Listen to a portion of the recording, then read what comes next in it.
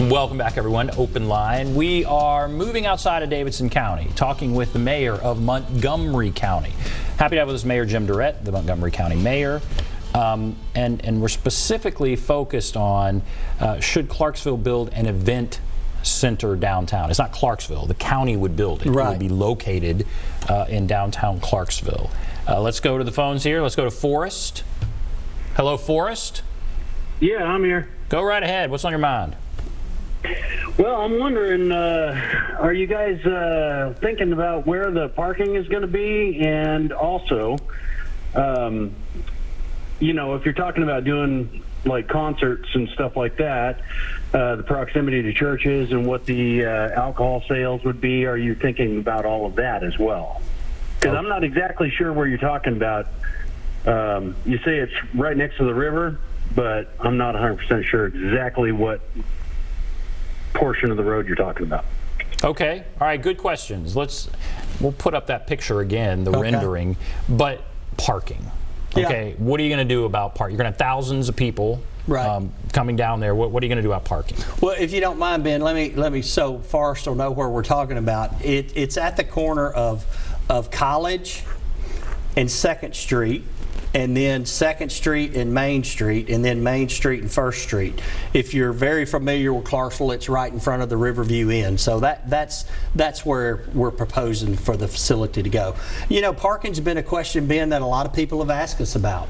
And so it's been a big concern of ours. But we have looked, and in a 2.5 block radius, 2.5 blocks, there's over 1,600 spaces.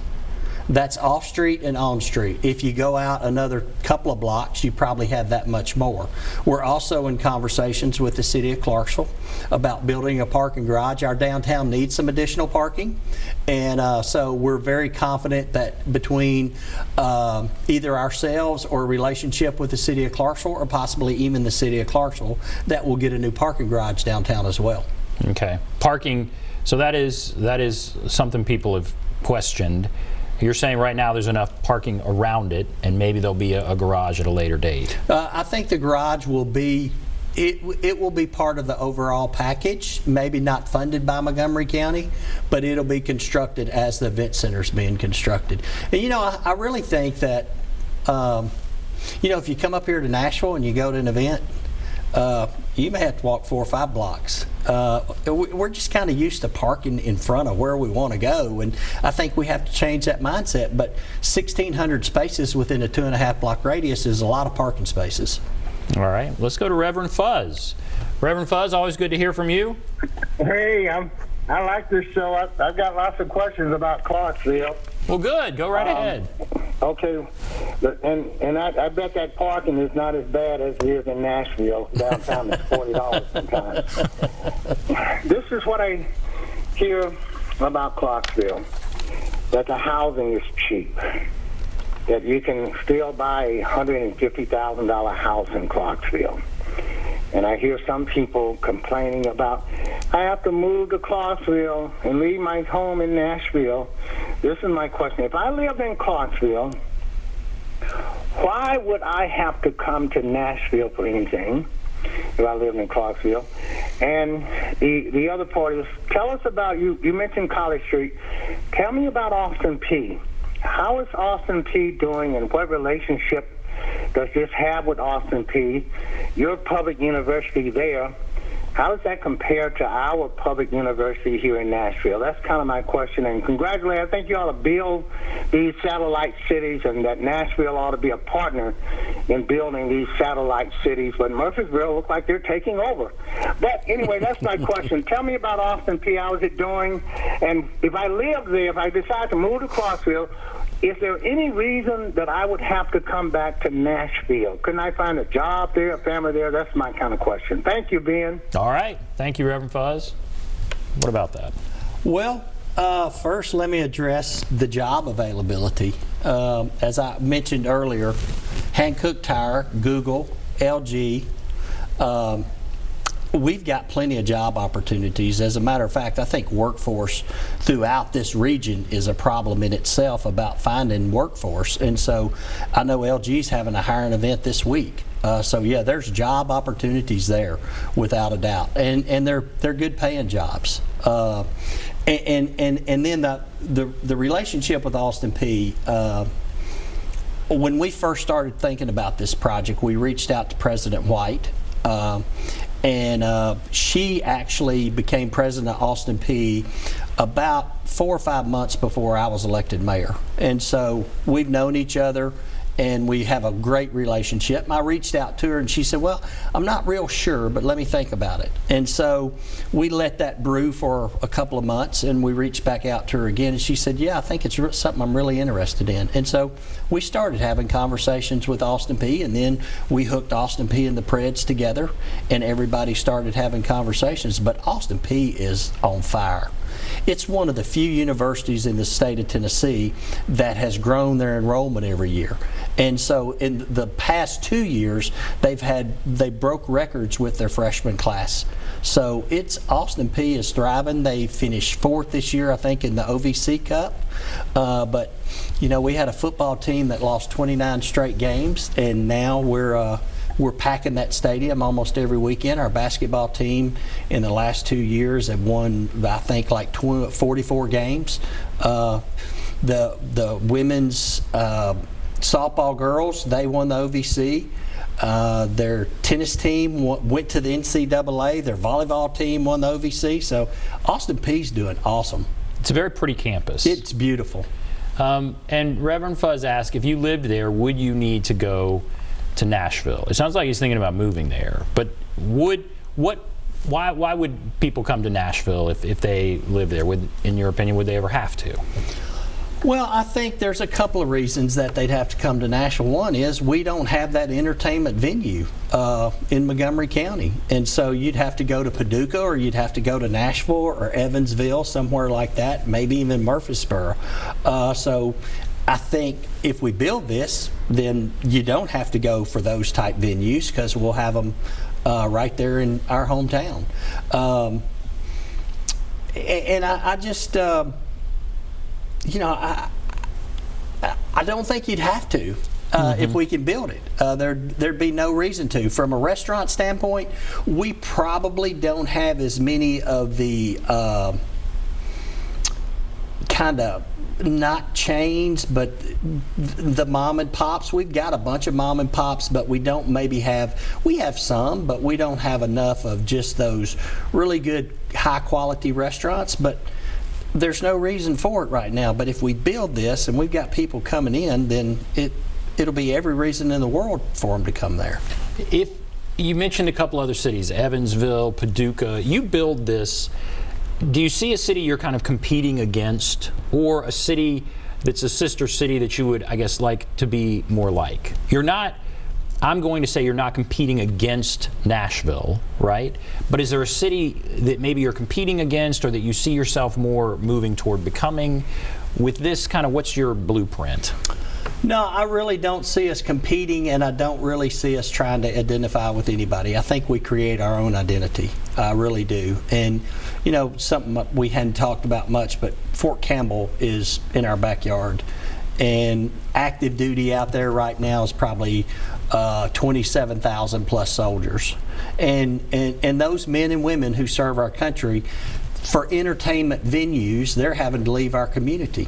And this would be a great draw for those people, for our military. It'll be a great draw for our community as well, if they're not military. So yeah, I see us creating our own identity. You know, we're a community that so many people are envious of, in the fact that we've got a river, and I think we've underdeveloped our river. We've got a military installation that is a huge economic engine, and it's also a huge workforce engine. And then we've got these global companies that have chose Montgomery County, Tennessee, to locate. Hankook and LG, it's their first footprints in North America from a manufacturing standpoint, and they chose Montgomery County.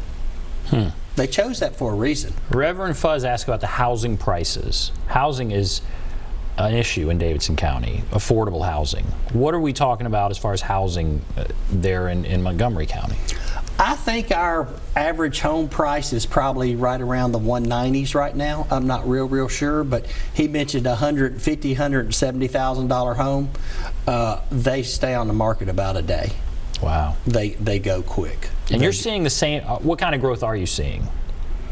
I think the last report I got from the EDC was that we were averaging about, it was 8 or 9 people a day. Okay. And I think Nashville's probably, I don't know, probably 70 or 80 maybe. They say, I mean, you hear all sorts of numbers, 80 to, yeah. We're averaging a lot. And it's a little exhausting. Yeah. But we're doing pretty well. And I think, Reverend Fuzz, then I'm going to go on to some other questions. He mentioned, I believe he mentioned, partnering with Nashville. Mm-hmm. Nashville has its own, certainly successes and its own stresses when it comes to finances. Is there anything as far as partnering with Nashville? Is there any sort of symbiotic relationship here or not? That's maybe you've learned some of their financing ways, but are you reaching out to Nashville for any sort of partnership? No, we're really not the governments, and I think that would be really tough to do. But some of Nashville's most prominent industries, the Predators, a huge brand for Nashville, Tennessee, they want to be part of what's going on in Montgomery County as well. So there is a partnership there, but it's not with the governments. All right, let's go to Debbie. Hello, Debbie. Yes. Go right ahead. What's on your mind? Well, I just wanted to say that we have overcrowded schools. They're outrageously overcrowded. And, that hotel motel tax could have been allocated to help educate our young folks. And also, he defeats his purpose when he says that people from town are going to be the ones going to this place. So what is the hotel motel tax going to pay for? I would say nothing. Is there been any geological studies on this hillside that you're going to put it on? Because we all know that there are tons of sinkholes and caves underneath the city of Clarksville. Many have had to be filled up. And how do you bring a proposal to the people without having a solid plan in place, in writing, and how it is actually going to be paid for when tax money has already been spent? And I just want to thank you for allowing me to speak. Well, all right. Thank you, Debbie. Thanks for those questions. She first talks about schools need money, and she's concerned this takes money away from the general fund, takes money away that could go to schools. What do you say there? Well, the hotel motel tax, and I'm pretty sure I'm right on this, but that tax can be levied, but it has to go towards tourism. And so we can't put that into our schools. So that really is not a point. Another point that Miss Debbie made was she talked about our people coming to this event center. Obviously, we want our people to come to it, but we want people to come from the outside as well. The study that HVS did estimated that it would generate 20,000 new hotel room stays per year. That's a big number. And so that's a lot of people coming in our community because of this facility. Regarding the geological studies on the site, yes, we have done some geological studies. There's a, and I don't know the name of it, Ben, but there's some kind of radar system now that's very advanced that you use, and you actually, you map the underground. And so we've done that. We don't see any sinkholes. We do see some rock, but that gives us an idea of how much rock we may need to excavate. And then the last thing is the solid plan to pay for it. What's been approved to date is $7 million to purchase the land. And so if we purchase that land, our hotel motel tax averages about, our take is about $166,000 a month. Debt service on that land would be somewhere in the neighborhood of, let's just say, $430,000. So in 3 months, we've serviced the debt, and those additional dollars that are coming in on the hotel motel tax, they can help service the debt for the building. And so our plan is, we've laid out what we plan to do, but I think if we just went before our county commission and said, hey, we want to buy $7 million worth of land, and we didn't say anything else, everybody said, well, what are you going to do with the land? And so we've told everybody, we want to buy this land, and here's what we want to do, and here's our plan to pay for it. And when we go to borrow the money to build and design the facility, our plan will be rock solid. It'll be rock solid. And I guess she said, take this to the public. What are the steps that have to happen for this to actually happen? Is this a vote? By a referendum, or is this the county commission passes this? Well, it's a couple of ways it could happen. If we finance it with general obligation bonds, which we may do, we may not do. We could do it with revenue bonds. If it's financed with general obligation bonds, then the public, there's a protest period.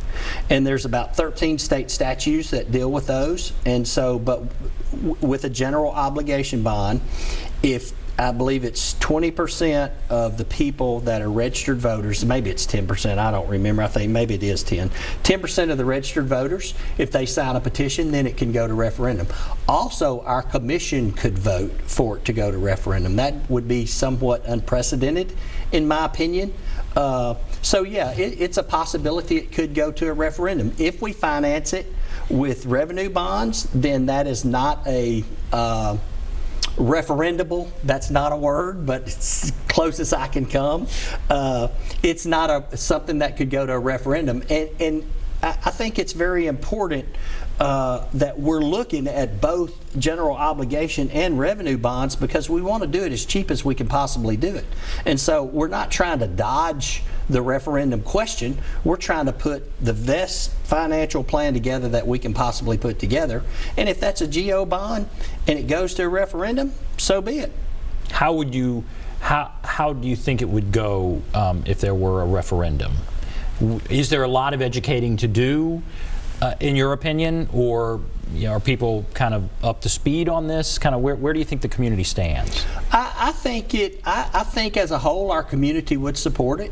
I really do, and I'm not naive in thinking that. I don't believe. Obviously, there's some people are against it, and people. I really don't think people understand what our plan is. Our financing plan, and let us get that out there and show the people. We had a town hall meeting before we went before the commission to buy the property, and it was probably 150 people there, and some people were there in opposition and had some questions, and I think we answered those questions very honestly, very transparently. But the majority of the people there were in favor of it. People were asking, build it now, build it now. All right, we're going to take a break. If you're on the line, hold on. A few lines open. There's the number 615-737-PLUS, 615-737-7587. We'll take a break and take these phone calls right after this.